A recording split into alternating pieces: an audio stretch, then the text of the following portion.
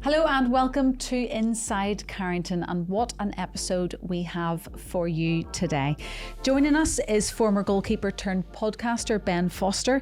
Not only that, but we'll also be talking to our current number one, Senne Lammens. Really excited for that one. Plus we'll once again dive into your comments, tackle your questions. Here's a little peek of what's to come. Yeah, so he'd gone to the car to get his wallet. He'd forgotten that, but taken the donuts with him. You know, Jose was the manager at the time, so I think he encouraged moments like that in the game. I said, honestly, you've warmed my heart, you have, Senna. I love you even more now, mate. I really do. But then you also have to prove yourself directly, so they can see that they can trust you on the pitch as well. So I think that was probably one of the most important things for me to do. First game for Manchester United against Sunderland, it's so important to get off to a good start and making a good impression in the first few minutes. The first action, coming and taking a high ball, but he did it. It was a green tick on absolutely everything, and he's carried on putting those green ticks in for the 5 games that he's played as well. So long may it continue.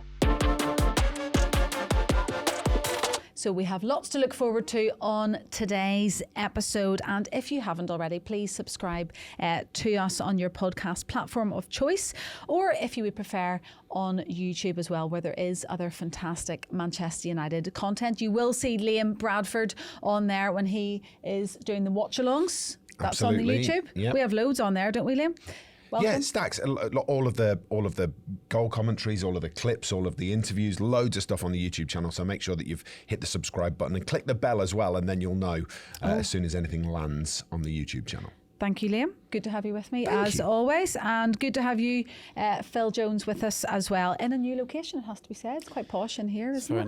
Very nice indeed. This is the press conference room at Carrington. So on a Friday, where you end up with, the manager coming and doing his weekly press conference, this is where it happens. So over in the background, you can see a couple of chairs with all of the backboards and stuff. So all of the journalists will gather in here, and the cameras will be up at the platforms at the back. And this is where all of that happens. And then there are a couple of little breakout rooms either side as well. So if you're coming to do singles, so say for example the Premier League come and they want to talk to a player or the manager, they can set up somewhere else, maybe in the VIP room where we were for week 1 with Jason Wilcox, for example.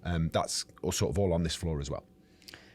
We shouldn't be worried that we've not been allowed back in that VIP room, should we?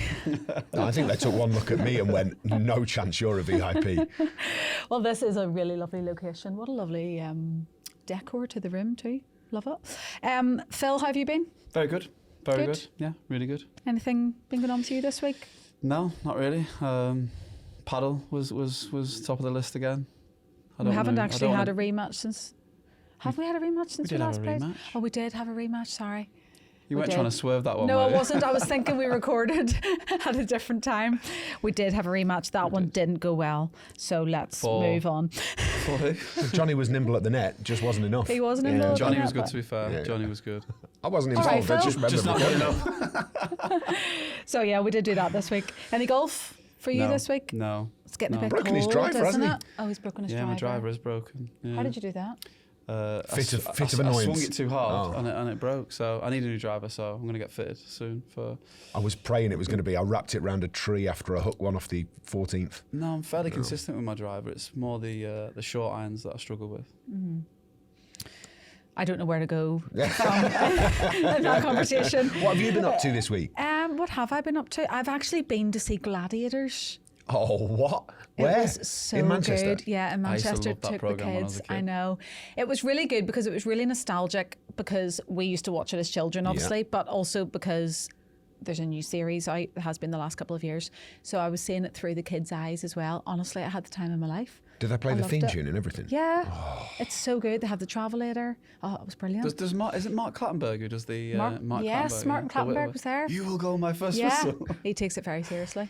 Brilliant. Did he get booed when he walked out? I hope he did. Yeah, me too. I don't know whether he did get booed, but yeah, he was there. There was 2 refs actually, Mark Clattenburg and Sonia. That was the 2 referees. So I went to do that, and I went to watch a gig. We had this conversation. Gig, not before. concert. Yes, What? Right, it wasn't okay. a concert; it was a gig. In the comments section on your podcast platform of choice or on YouTube, I want you to get involved whether or not gig and concert are interchangeable for you. is a gig. I'm going to the Coldplay gig. I'm No, going you're to going the to a Hosier Coldplay gig. concert. I'm going to the Mumford & Sons gig. Is that the same as I'm going to the Coldplay concert? Do you know I'm what? going to the... Having ChatGPT that Helen Was right. is Everybody argued with me. We are apart the ones who from stand corrected. Keith, the cameraman. He was the only one on my side. No, you kind of thought the same at the start. I was on the but- same line, yeah. I might just die on this hill. I might just fight for my life over So, here. in my opinion, a gig is a small, intimate, Small up-and-coming performance. band. Yes. Yeah. Not necessarily always up-and-coming, but it's a more intimate I always performance. associate was- a gig with like a comedy show. So So what about like Oasis at Heaton Park? No, that's a concert. See, that's a gig. No, that's not. yeah, that's I not. would say that's a gig. Anyway, I did go to a gig. Let us know what you You're think. going down a rabbit hole there. Well, ChatGPT has told us the answer, but there we go. So yeah, I have actually had a very busy weekend. Renowned for being perfectly correct, AI. I thought you were going to say me. No, not you. No, I was... So yeah, busy weekend, and then of course we had the game on Monday night. What were your thoughts on the game, firstly, Phil? Frustrating. I think after the back of 5 really, really good games in terms of the energy, in terms of the resilience they showed, the character they've showed in certain games, was very frustrating the other night. Obviously, after the sending off, it's a different mindset, it's a different mentality to deal with for the lads. Obviously, Everton defending in a really, really low block. You've got to move the ball side to side really quickly and find those little gaps, and we just didn't quite have the end product to create enough chances to score. So very, very frustrating. Have you been in that situation where you're playing with 10 men for that long period? Because as you say, sometimes it's actually more difficult to play in those sorts of games. Yeah, I mean, spaces are a few and far between against 10 men. That, you know, they really narrow off. They force you to go wide. They want you to cross balls into the box where, you know, the likes of Michael Keane, the likes of Tarkowski will just head the ball. They pick up the second balls, and then it's the same pattern of play for the next 80 minutes, and it just didn't quite work. We didn't quite find the little gaps that appeared. Didn't quite have the end product that we needed. Maybe chose the wrong option at the wrong time. It was a really tough game. You know, from a defending point of view, from United, you know, you're just there to sustain attacks, keep the play going. You know, as soon as the ball turns over, you're sweeping up, you're playing again. It just didn't quite work, didn't quite come off. So frustrating, as I said, off the back of 5 really, really good performances. However, we've got another tough game against Crystal Palace coming up. You know, you get another couple of wins and everything changes again. You must have played against 10 men plenty over the course. I mean, the one that I can remember is West Ham away and the Sofian Feghouli red card. Yeah, no, it's a different. Like I said, it's a different mindset. I always think for a defender, concentration, you have to be absolutely at your peak, because you know that they're just waiting for that one moment, that one set piece, that one counter attack and transition, and you have to be so concentrated in the game. You can't switch off for 1 second, especially. The lads at the back, but yeah, that game was.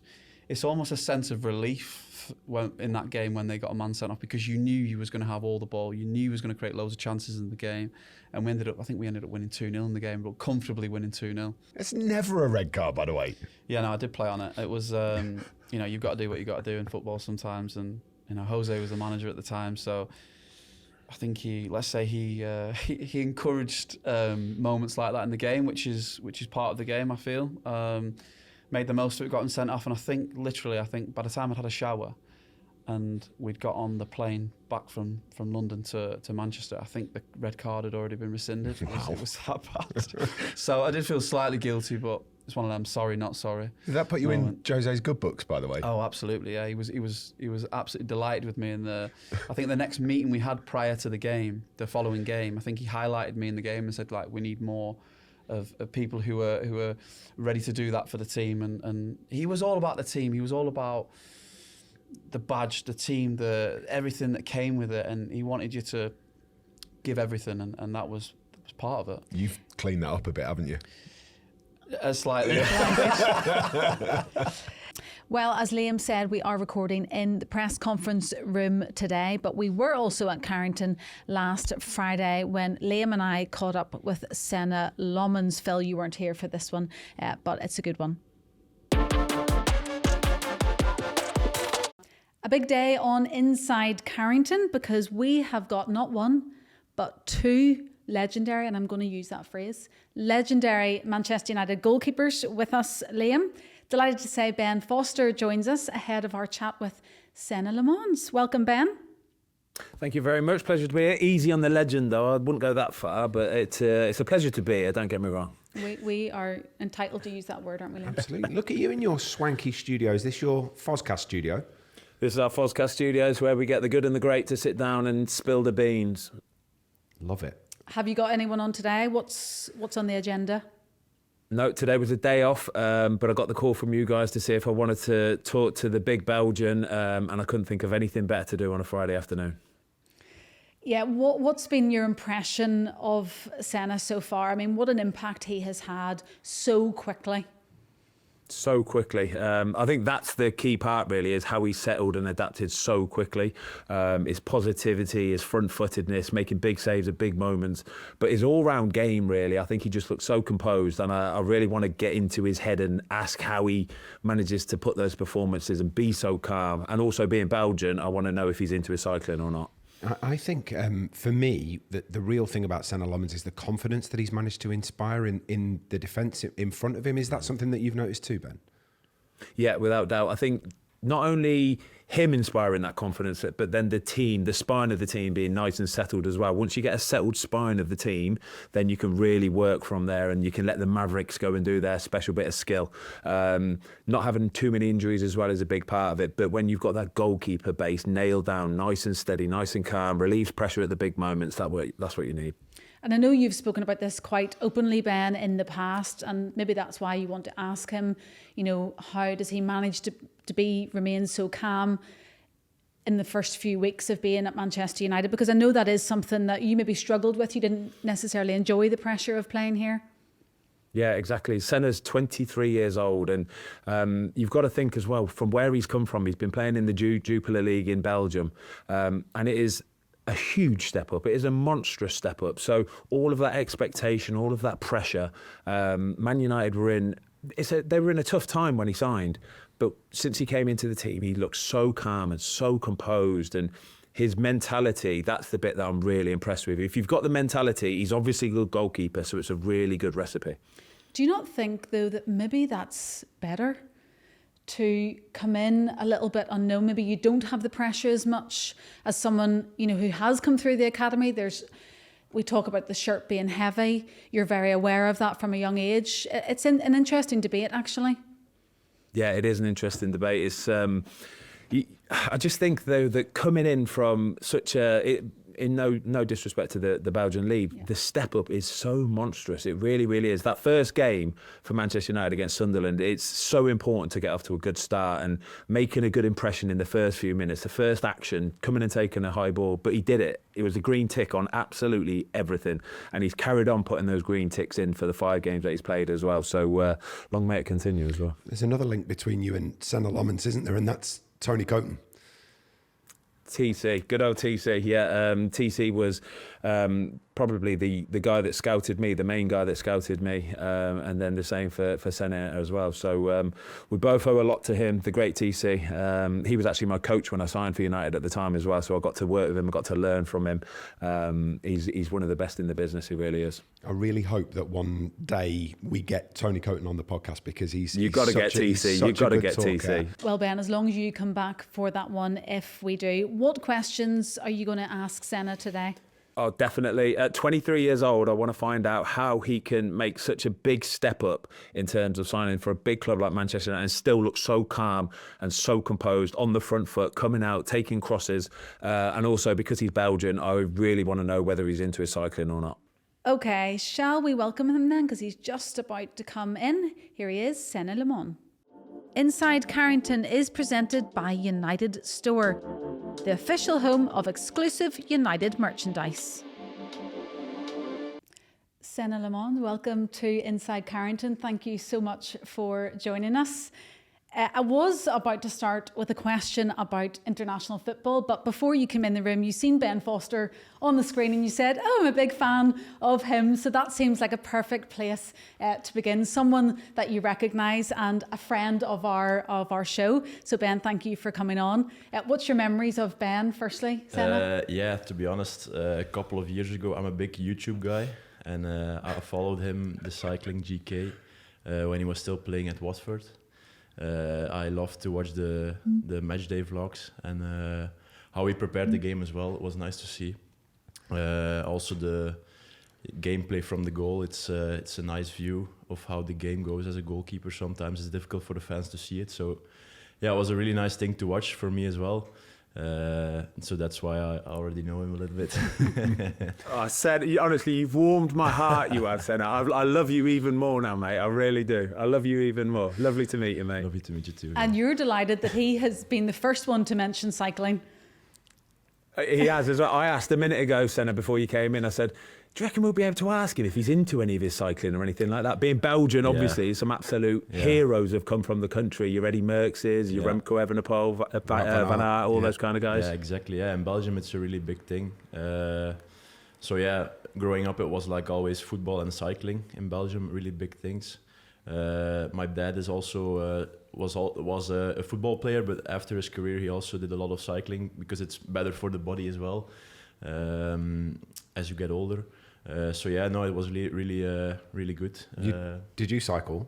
No, I didn't. I wasn't the best cycler because when I was young, I used to fall a lot. Oh, so, just practicing your diving. Yeah, avoiding injuries also, I think. Best for me to just keep being in goal. That's interesting. Did any of your clubs have an issue with you cycling to games, Ben? Yeah, they did. Massive issue with it. I just had to kind of keep it quiet, to be perfectly honest. I just had to kind of do it. And I think once I got to a certain age, like a ripe old age, they actually trusted me to do it. As I got a bit older, Senne, I just used to go in the gym, though. I'd always be on the bikes in the gym. That's how I did my work. Because you know what goalkeepers like. You're diving around, but you don't really feel like you're burning so much energy. I just had too much energy. I needed to get rid of it too much. Ben, this seems like a perfect place for me to ask you what you've made of Senne's incredible impact at Manchester United so far. First of all, it is your mentality, Senne. I love the way that you've come into the club and you don't seem fazed by everything. I'm a big fan of watching a goalkeeper, even a players, but a goalkeeper in particular, their body language, their facial kind of how they wear their face, if that makes sense, how they're looking around the stadium, how they react to certain actions that might happen in the game. And you seem to be so controlled with everything that's happening in front of you. Is that how it feels for you? Yeah, I think that's one of my biggest strengths. It always has been a little bit because my character is also a bit more relaxed, at ease, like more mellow, not really going too high or too low with your the feelings. And I think also as a goalkeeper, if you want to be a support to the team as well, you have to be reliable and not always doing the most crazy stuff, but like just doing the simple things good. And like you said, body language is also very important. It gives off a good feeling also for myself. So yeah, I agree as well. It's also something I'm proud of and always something I check myself on every game, that not doing too much or going too high in emotions. And I think also my second game in Liverpool, most of the guys ask me how it felt, but to be honest, like being here, almost every game feels the same. It's Premier League. It's the biggest competition, and it's always the next level for me. Is always something I've handled really well, and yeah, the confidence in myself as well is a big thing. How do you learn that, Senne? Where does it come from? Because not many people are taught that kind of stuff. Have you done work on it before? At Antwerp, at Brugge, where you're trying to do maybe some psychology work or something like that? When I was growing up, I had more difficulties with it because as a young goalkeeper, I think it's difficult.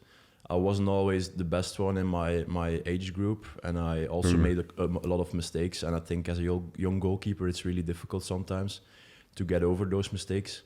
But then you just keep working on it, and it's also like confidence, doing the work, the prep before the game, every day on training, and just having the confidence to do it in the game as well. It's nothing different than on training.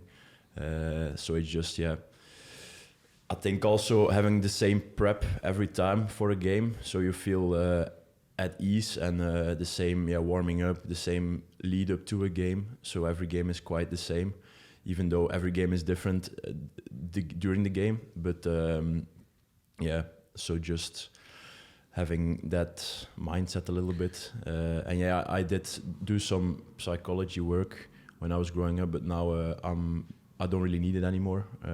I think I help myself more, and I'm more of I like to do journal a lot as well, to be honest. Writing down a little bit after every game, so it makes it easier on the mind as well to not always think too much after games. Just write it down, and then it's out of the head a little bit. I love that. I think one of the things that has been really positive from the outside looking in is the level of confidence that seems to have come into the side with you in goal. And you're obviously quite a centered kind of guy. You're quite calm, you're quite relaxed. I just wonder how difficult that is to communicate effectively during a game as well as being quite chill. Yeah, that's true, because I want to be, like you said, be calm and collected, but sometimes when need be, you also, as a goalkeeper, need to be a leader. You need to be commanding of the defense of your team. So it's also knowing the right time to make yourself angry or let yourself be known there and shout a little bit. I think that also comes with how much games you play, knowing yourself, your teammates a little bit, when to do it, when to not do it. So it's also with, as older as you, the more you play, the more it feels more natural, I think, as well. Yeah. It's just like you, Ben, cool, calm and collected at all times, right? Yeah, just like me, mate. I don't know if I could have done that at 23. In fact, actually, I actually tried, didn't I, when I was at United? I think I was 24, 23, 24. And I just couldn't deal with that expectation. I just felt like I had the watching willed on me, and it was such a heavy weight on my shoulders. That's the bit that I'm talking about, Senne. I'm so impressed with your body language, and you're a front-footed goalkeeper as well. I'm watching you come out for crosses, and I'm thinking, God, it's a dying art nowadays in football. In the Premier League especially, it's a dying art, a goalkeeper that comes out for crosses willingly on the front foot and is catching it as well, not just punching it, catching it. Yeah, to be honest, I like to, if you would say to me what would you prefer, making a really good save or coming out on a corner on a high ball, then I would choose the corner or high ball, because like you said, it's also one of my strong suits. But to be honest, that's also a learning curve here in the Premier League. I think I said it also earlier. What's the step up been like for you? Obviously coming from the Belgian league, there's probably two questions here. What's the step up been like in the Premier League, and then what's the step up been like in training with world-class players at Manchester United? I think clearly the quality is way better. Everything goes just a tick faster. Every guy is a tick faster, stronger. The balls come a little bit faster. So the first couple of weeks it was getting used to it, to be honest. So that's also why I think the way I was brought in was also positive, to give me the time, the first couple of weeks I needed to adjust, and on training to get my level to the guys. So then in the games after, it felt more easier because I was already used to it after a couple of weeks of training with the first team. Like I said, just finishing, you can feel if you one step more to the left, they can see it and they just put it on the right of you. So just the margin of error is Who's the best finisher at the club, Senne? Just going to ask the same question. I think the skipper is probably the best one. Yeah, left to right. He also likes to joke with me that on training he always gets goals against me, so need to hear that also about him every time. The thing is, you know the players now. You know, you came here on deadline day. It was all very fast. you're settled in now. Are you enjoying life in Manchester, getting to know your teammates? Yeah. To be honest, I couldn't have dreamed of a better start at every aspect. Also, the things you see on the pitch as well, but especially next to the pitch, the way I was brought in here. To be honest, when you think the higher the level or the bigger club, the better players there are, maybe you think more of the guys are like egos, more everyone a little bit about themselves more. But to be honest, it was the other way around. When I came in, everyone was really, really friendly, really, taking me, making me at ease. But still, you have to, I think, perform on the pitch. So it's a double thing. In the beginning, they just want to make you feel at home and feel welcome, but then you also have to prove yourself directly, so they can see that they can trust you on the pitch as well. So I think that was probably one of the most important things for me to do, to make my teammates believe in me and trust me. You and I were here first day of training, weren't we? And saw you running the gauntlet, and everybody stopped. All of the goalkeepers came over. What was that like? Is that just like a feeling of being initiated into the group? That's something the manager always does. It also, it's a good thing to make you directly feel welcome as well, even though it hurts a little bit at first. But it's very nice. The group is really together, so you could feel it at the first day as well. The way the manager also tries to help the new guys as well to get initiated in the club and in the team. Senne, who's been the big brother for you so far? Who's put their arm around you? It's got to be Tom Heaton. I think that's an easy one, yeah. He's old enough to be your dad, you know that as well, right? I tell him every day. No, I think Tom Heaton is a easy answer for that one. Just the type of human he is, with also the experience and making me feel at home as well. But to be honest, like the whole goalkeeper group is really, really well good together, and like sometimes you could have it as well, especially in big clubs, where like you can feel that because you're also like you have the same job, you all want to be playing, but still there's a really good connection, a really friendly group, and we just want to make each other better. So that was also really important for me at the beginning. Outside of, sort of what in your day-to-day life, what have you found around Manchester that maybe you enjoy doing? The first 2 weeks I was in the city centre in a hotel.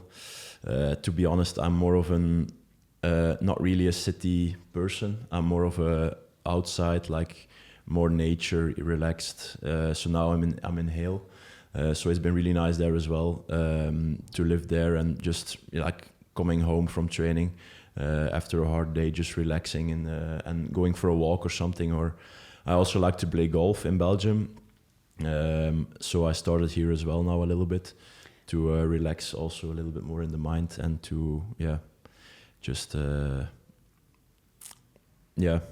switch off. Switch off a little bit, and also with some teammates sometimes. So nice, it's good. We've heard you say that you're earning the respect of your teammates. You've certainly earned it from the fans. And I don't know whether you've seen the recent interview with Sir Alex Ferguson when he described your performances as outstanding so far. Were you aware of that, and have you seen it?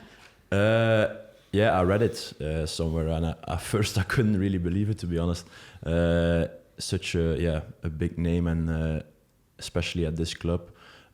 So I was a little bit surprised, but it felt really, really good, to be honest. I haven't met him yet, so I'm looking forward to that as well. But coming from him, it's really nice to hear as well. Someone with so much experience and such a big name at this club. It's only good to hear. And all the past goalkeepers have spoken out against you, the legends of this club. Ben, you being one of them, and you said that you were a fan of Ben growing up. Sorry, it probably makes you feel a bit old, Ben. Who are your sort of goalkeeping heroes?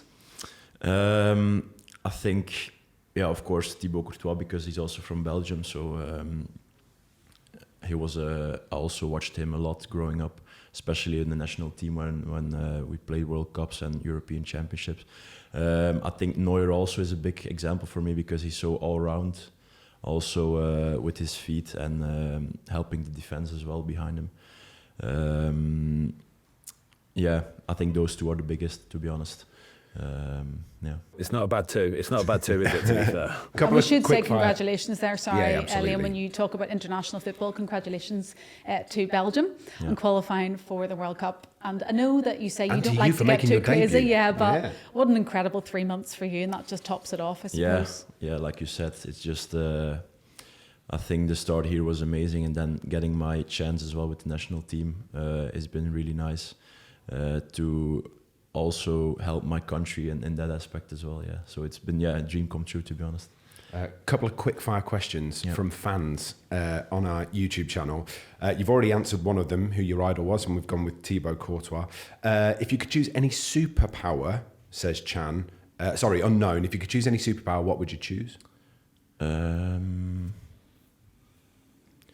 Probably to be invisible, maybe. Yeah. I think I might go with flying. That's a pretty good one.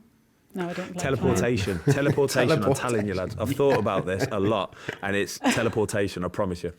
If you hadn't have become a footballer, what do you think you would be doing now? That comes from Chan. Ben, you can answer that too in a second. Yeah, I don't know. I couldn't see myself being anything else than an athlete, probably than doing some sports. So maybe I love basketball as well, and I love actually all American sports like NFL, NBA, but I didn't start young, or when growing up it was always football, so I didn't really start young enough, but maybe if I started young enough I would maybe be a basketball player, I don't know. Ben, what about you? I think when I was younger, probably I wanted to be like a policeman or something. But if I think you'd have asked Very me sensible. today if I could have picked another sport, it'd have been golf. You chase the sun. You're chasing the sun around the world playing golf. It's The incredible. most difficult game though. Oh yes, it is. All in your head. That is definitely all in your head. How is the golf going, actually, Senne? Yeah, it's like I said, it's really nice. It's been like just a mental switch off. Like when I play, I don't really think about anything else. Also being in the nature, like Ben said as well, with if there's good weather, it's just it's really nice to do with some teammates, some friends. So it's been really a really nice hobby to do. It's also good to, or easier to combine it with training every day. Not too heavy on the legs or on the body. So it's good, I think. Got time for one Can more. I jump in with a couple? I've got a couple of quick fires. Can I jump in? Go for it. Sorry, I know you've got a few more. I've got a couple decent ones that I think We've got will be one here interesting. from Ben in Leamington Spa. Go for it, Ben. If you could pick one player, Senne, an ex-Man United player that you grew up watching to play for the current team, who would it be? Yeah, I think I'll go Roy Keane, to be honest. Oh, good. I think the easy answer is Cristiano Ronaldo, because growing up it was like also my idol as well when he was still playing in Man U. But I think just as a leader aspect and as a guy to have in a team, I think he's a really, really good one to have as well. Same question back to you, Ben. Scholesy.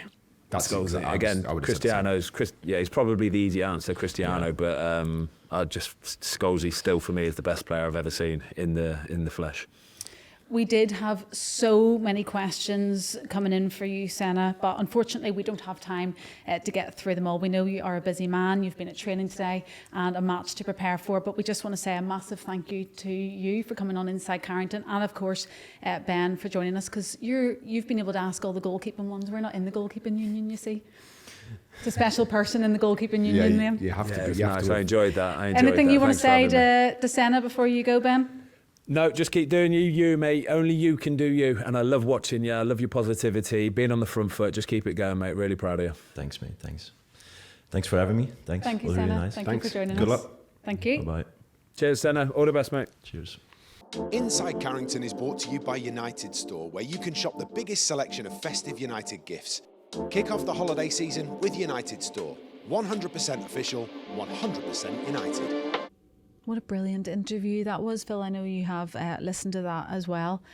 But my first thought after I spoke to Senne was, and I'd said to you after, he's like listening to a young Roger Federer. Yeah, just like that. Do you get that vibe? I thought he spoke really, really well. He's really just so well. calm and 23. It blows Yeah. my mind. I don't know. There's something about him reminds me of Roger Federer. But Yeah, brilliant interview. I loved chatting to him. I think the thing that really stood out for me is how calm he is. And it's not relaxed necessarily, it's just Calm. mentally aware of almost everything. He knows what his prep should look like, he knows where his weaknesses are, he knows what his strengths are, and what you get from that is this brilliantly calm human being about life, and to have that quality as a goalkeeper, unbelievable, really. I think when Ben was talking about obviously his emotional state in games and how you control that and different surroundings, obviously came in against Liverpool, one of the biggest games of the season away from home at Anfield.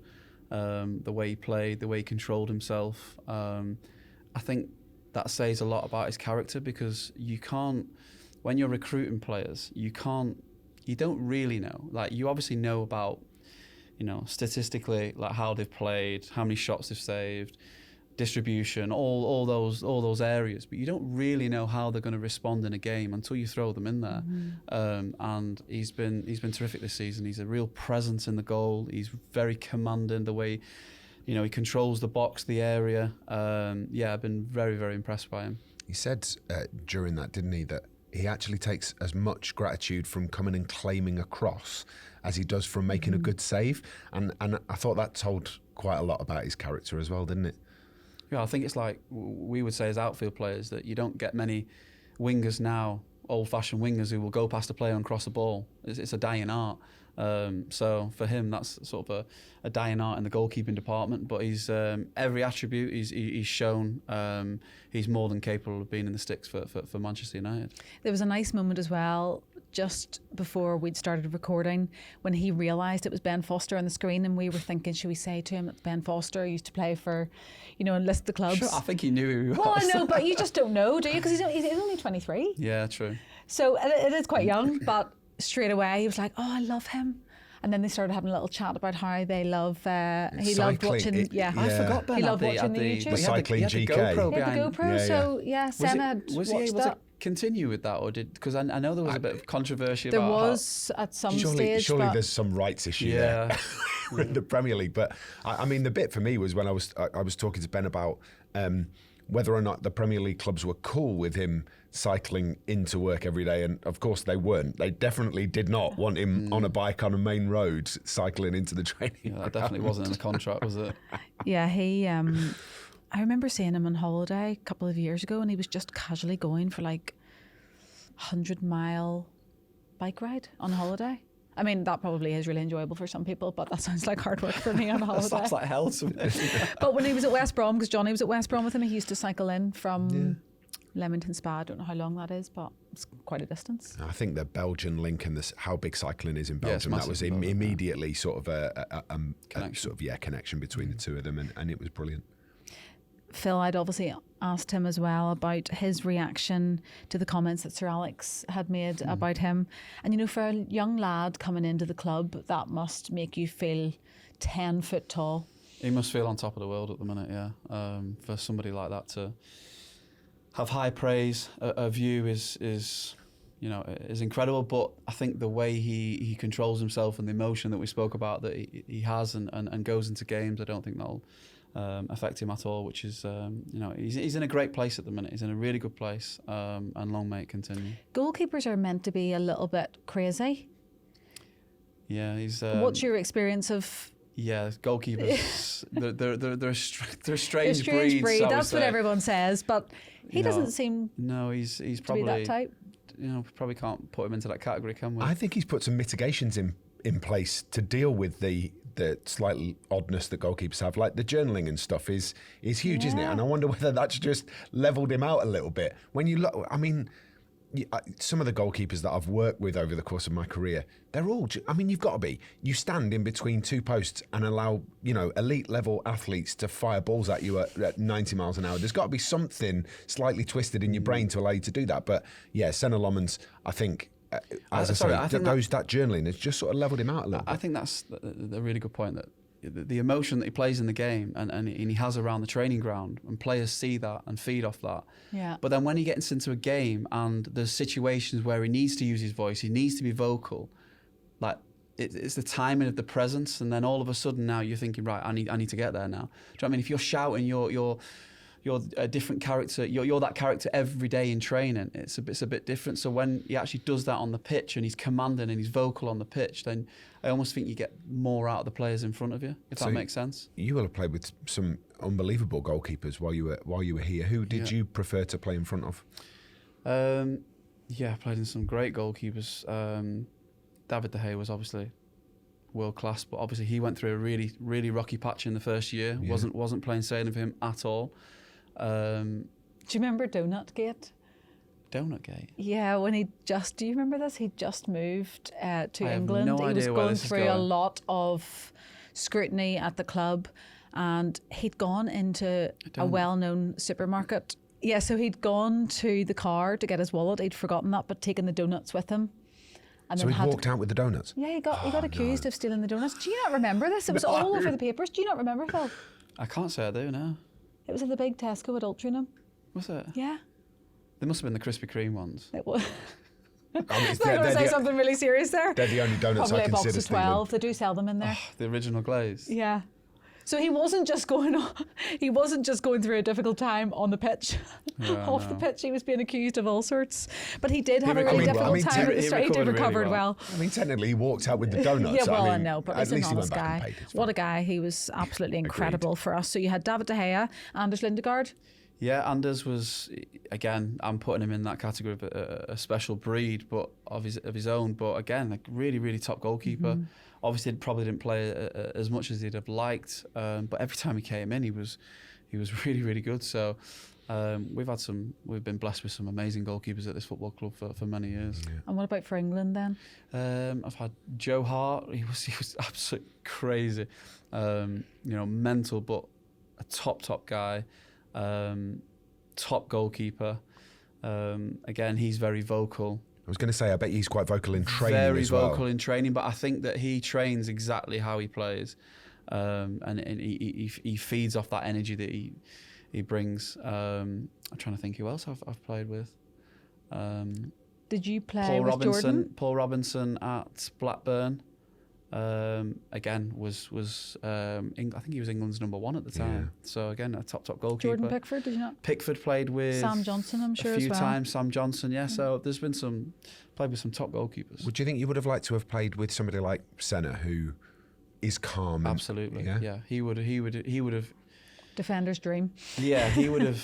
That filtrates down through the team, and his calmness on the ball. And sometimes when a goalkeeper can make a little, not an error, but a little mistake where it'll go unnoticed, but it's almost like infectious throughout the team. Then the next thing, the right back will do it, and then the centre half will do it, and all of a sudden we're very disjointed because of that one mistake. Like, the goalkeeper's so critical to the way you play, the tempo, the speed that you play at, when to calm things down, when to speed things up. So he's been a terrific signing. And I should say he had lots of media to do that day when we caught up with him, but he did say that he would come back and spend longer with us next time, because it was really, really enjoyable chat. I think everybody at home listening will really have enjoyed that. Yeah, I think we both got the feeling, didn't we, that he could quite happily have stayed for another 15 minutes and had a conversation with us, but because of his obligations had to dive off. And obviously your match day -2 at that point. He said he was a golfer as well, didn't he? Yeah, plays a bit of golf.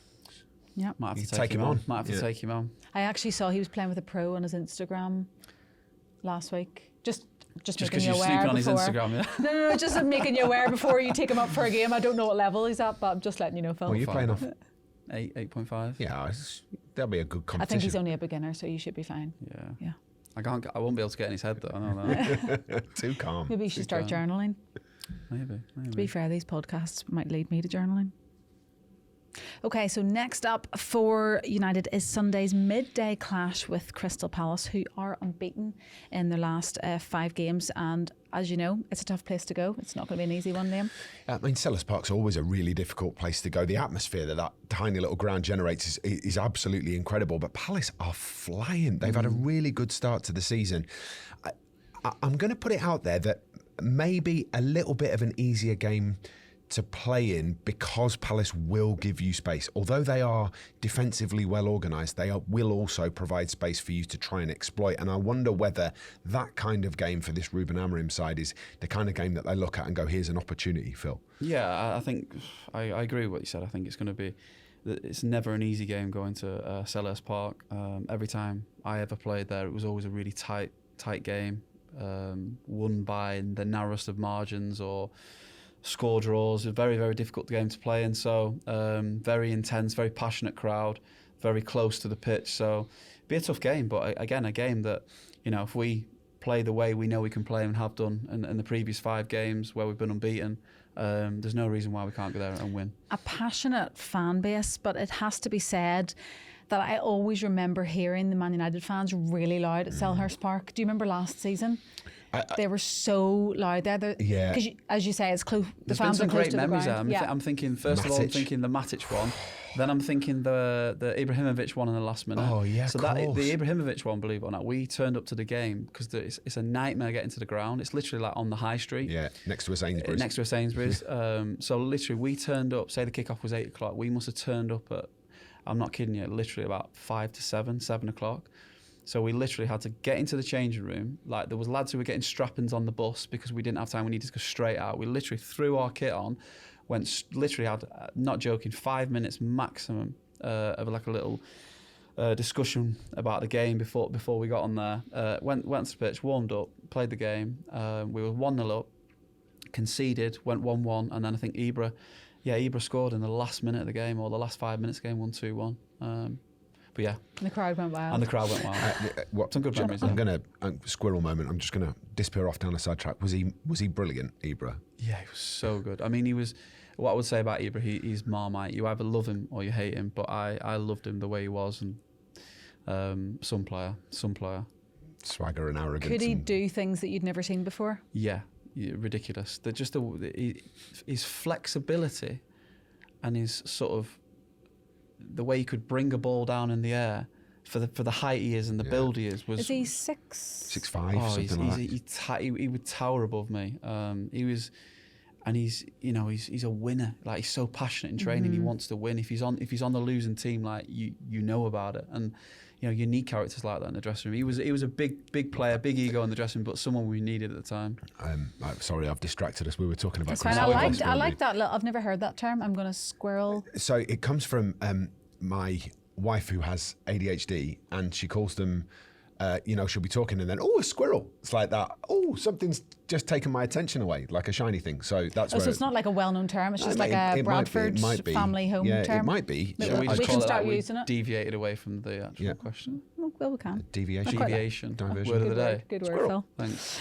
The good news about this fixture is that Palace travel away on Thursday for a European trip, and it is, of course, a midday kickoff on Sunday. That's tough, isn't it, for the United fans? Home on a Monday night at 8 o'clock. Next Sunday midday, South London, nightmare to get to, nowhere to park anywhere near the ground, really difficult to get public transport to, followed by a Thursday night game, followed by a Monday night game, followed by a Monday night game. But I guarantee you they'll be there in the numbers. In their droves. They're brilliant. They're brilliant. Will that be an advantage for us, though, Phil, considering they are away on Thursday night at that European fixture? Yeah, I think it will be. I think they're playing Strasbourg away in France, so, okay, not the furthest to travel, but I think... It's still travelling, though, isn't it? You're on a plane. It's not easy, and especially them playing midday on a Sunday is difficult. So it has to be an advantage, but listen, Palace are a good team and they're going well under Oliver Glasner. They're well structured, well drilled. They've scored quite a lot of goals at home, so it'll be a difficult game, but a game that if we play the way we know we can play, we should win the game. I just have to say that's absolutely legendary behaviour from Phil Jones. Nobody knew where Crystal Palace were playing on Thursday. We've checked, and he's just dropped it in there like he knew exactly what was going on. Brilliant. I love it. I knew who they were playing. After we checked. Yeah. Do your research. Yeah. Like you did. Liam, any injury updates that you can tell us? Quite early on in the week, isn't it? Yeah, we'll find out more when Ruben Amorim has his press conference on Friday. I think really good to have Kobbie Mainoo back in the side after his little knock. Harry Maguire still dealing with that potential issue, so we'll get a little update on him. Benjamin Šeško, the latest update was that he was going to be out probably until mid-December. that's going to be an important one because of AFCON coming up as well. So with the Africa Cup of Nations and losing those three players, United will be looking at that and going, how tight are we going to be? The other one, who we didn't speak about when we were talking about Everton a little bit earlier on, was Lisandro Martinez returning to the matchday squad on Monday for the first time in 295 days. And that's really, really important for United. To have him fit and available could be absolutely huge. I don't think he's going to play too much of a part over the next couple of games as they try and bring him back into the team. But to have him in and around, his mentality, the effect that he has on the culture of the dressing room, I think it is going to be huge as well. So yeah, keep an eye on the Manchester United website and app, and we'll bring you the injury updates as soon as we've got them. And I suppose the only other person we haven't mentioned is Cunha. Matheus Cunha. I can bring you the update that was given to us last night. It's a knock for him that we picked up in training. Ruben Amorim, talking to one of the broadcasters, said it was a knock, didn't go into any more detail than that, but did say players have got to understand that if they're not 100%, then they do have to take a back seat and not be part of the starting 11. So that made me think that Matheus Cunha was desperately wanting to play and he's been held back for whatever reason with regards to that knock. We'll find out a little bit more, I'm sure, as the week goes on, but hopefully it's only a short-term thing for Matheus because he's been brilliant. Like, his energy levels are fantastic, and when he's in the side, it makes a big difference in terms of the sort of intensity of the team around him. Okay, it is time once again to get stuck into your comments and questions. And a reminder, if you haven't already, please do like and subscribe to keep up to date with every new release of our podcasts. We really appreciate the feedback, especially from our last one, which was with Academy Director Stephen Torpey. The first one is from Ian Dealey. He said, "Our Academy is second to none. Long may its success continue." Thank you, Ian, for getting in touch. Don't know whether you have any of these, do you, Liam? I'll just read them out. Nicola Keeley. Don't know whether I'm saying that right. I hope I am. Would love to see you interview someone from the scouting team, what their week looks like, their bond with the management group and their background. Well, very good point. Yeah, absolutely. And I think that it's all sort of being planned in. So as we go down the track, we're going to look to get hold of these kind of people and have in-depth conversations with them. So keep an eye on this space and hopefully that will happen pretty soon. Mark Charters has left us a comment. He's in Cambodia. Thank you for your comment, Mark. He says he loves the new podcast, and amongst other things, he also says, "I'd be interested to hear from the fitness coaches, especially how they determine workload and goals for player strength and stamina development, and how they use data to match factors such as age and body types to get the best results." That was a really long sentence. Phil, we don't have a fitness coach, but we have you. How do you determine workload? Yeah, it's a really good point. Obviously, through the week, there'll be players that need managing. There'll be players coming back from injury. There'll be players who haven't had enough minutes who need topping up in training, and that'll all be the week will all be devised amongst the staff on every single player, on the minutes that they need in training, on the loads that they need to hit throughout training, whether that's on the grass, whether that's in the gym. So there's loads of detail that goes into that. So I'm probably not the best one to give you the detail on it, but that's to sort of highlight what factors that they're thinking of. Yeah, I always hear about loading, loads. Yeah, well, loading, exactly. Well, when I was coming back from my knee and you know, I had to be careful of the loading, even though I felt great. And players do, when they come back from injury, they feel like they can play. Look like Lisandro Martinez now. I think the manager's, you know, wrapped him up in cotton wool a little bit and said, look, let's be patient, let's take our time, because we can't just like throw you back in, even though he probably thinks he's ready. You know, you've got to integrate them back in slowly and ramp up the workload slowly, because, you know, you don't want them to have a setback. So it's so important. Good management. And also that just brings me back to the interview with Senne, and we actually didn't pick up on that earlier, but I thought it was really good that he said he needed that time to come back into the squad, and that was great management from the manager, recognising that he needs that little bit of time to embed himself. And there was a bit of noise about that on the outside, wasn't there? That he wasn't coming into the team quick enough, but Senne himself said that was the right thing to do. But also there's the right fixture to bring a player into. The worst thing that you could have done was throw Senne Lammens into a game and then early where he's not ready, concede 2 or 3, and then all of a sudden all of the noise outside is about how he's the terrible choice. And actually now they've taken their time and everybody's saying the same thing, and that is the confidence levels that he brings have been beneficial to the side. It's the same with Martinez. If you bring him into the game against Everton, for example, he's going to give 110% to try and drag Manchester United over the finish line, and in so doing would have run the risk of re-injuring himself. 100%. It's not worth doing. I want to make a point as well about the game that Senne Lammens played in, who made his debut in, was Sunderland, right? Then what happened after Sunderland was an international break. Yeah. So then he played well, did really well, clean sheet. He had the international break then to sort of dissect the game and understand like what that feeling is of playing for Man United. And then it's the Liverpool game. So when you think about the timing of those, the timing to play in was brilliant. I would also Brilliant. say that's not by accident, and that's because of the brilliant work done by Sam Erith and the entire team who work on that. And definitely one to add, I think, to the guest list for further down the line. Yep, definitely. Next one is from Carlo Montana. What a great name. We have had Luke Shaw's brother on. This is in reference to Matt Johnson. Still not seeing the lookalike I there. don't know where that was going then. I was Sorry, yeah. But I can't unsee Diogo Dallo and Liam Bradford. It must Have be you the read this haircut. email? No, I haven't. It must This be comment? the You've not been only dallowed thing- off before, have you? No. Oh, I think it's a compliment, isn't it?